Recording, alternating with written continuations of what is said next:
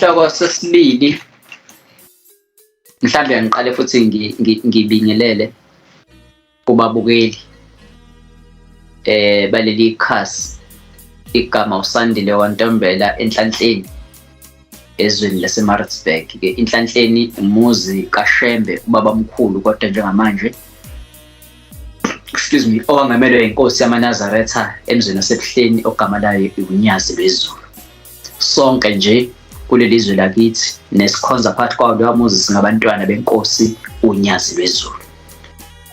I just want to put that on record.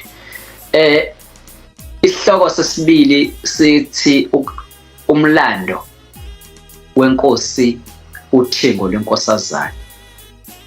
Kodwa ngonyaka ka-1934 uma ngabe umhlangano uya entabeni Nhlangakazi uthi sewusezintuthaneni, I feel sorry for amaNazaretha abone ukukholwa noma abone uShembe ngesikhathi senkosi uNyazi lwezulu, ngoba leso sitobhi asisekho namhlanje. Besithi masisuka ebuhleni isitobhi sokuqala besiphumula konkosi emzini wenkosi uNyazi lwezulu ekuthiwa isesazisweni ngaphesheya komgwaqo legravel isebukhosini benkosi yakwaNgcobo eMaqadini, kuthiwa iSembeka Maqadi igama lalowo muzi. Uma sisuka lapho isitobhi sesibili ebesiphumula kusona igama laso isezintuthwaneni.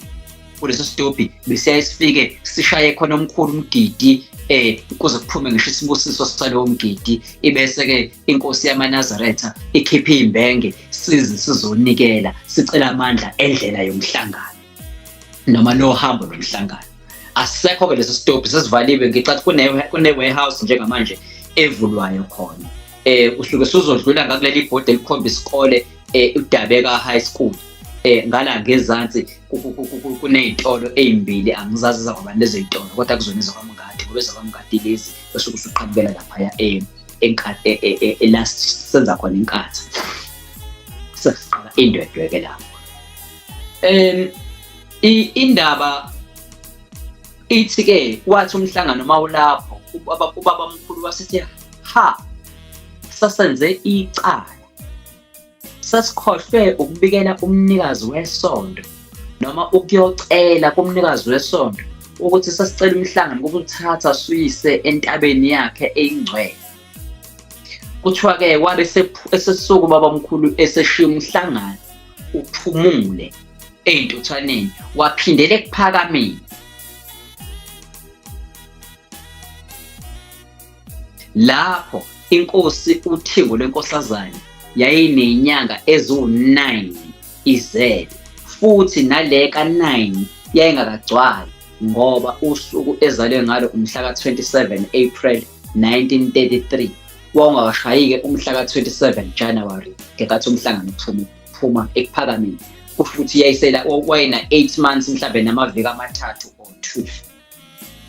Wafika-ke khona, wafika wangena eqhugwaneni, wacela ingane, wayithatha wayigona, waphumela nayo, waya ngaphandle, wayidlalisa, waseyitshela, wathi sesiyaphuma kanye nabangcwele, sicela-ke abasezulwini bahambe nathi njengoba umhlangano usihamba sesiya entabeni. Kuthiwa yabonakala ihleka lenkosi ethiwa ngikhulume ngayo, inkosi UThingo lenkosazana, waseyibuyisela kunina, wathi sekulungile sengawuqhubeka umhlangano. Wabe-ke sehamba esewufica umhlangano sewusuku uhamba, wathi sekulungile. Kodwa inendida indaba